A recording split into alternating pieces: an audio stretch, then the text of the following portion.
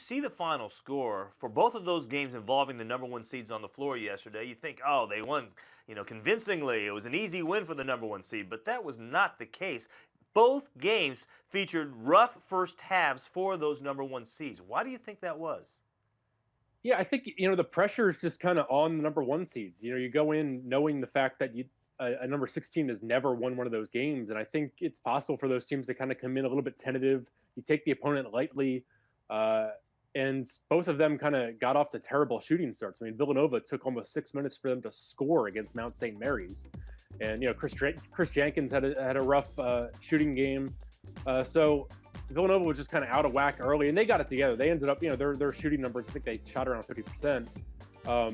And it was never going to be in doubt. It was one of those games where it was close at halftime, but you still kind of felt like, all right, they're going to win by a lot, aren't they? It just always seems to happen with those 16-1 games, and they end up winning by 20. Gonzaga, they didn't shoot well the whole game.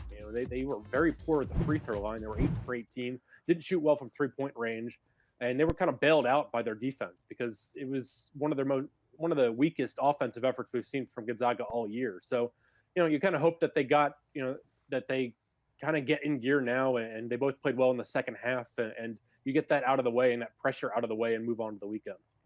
All right, not many upsets yesterday, despite what Michael had in his bracket. They didn't listen to what he had written down. I went chalk with a lot of my picks, so my bracket's still pretty much intact. But you never know what's going to happen for today. That could shake everything up.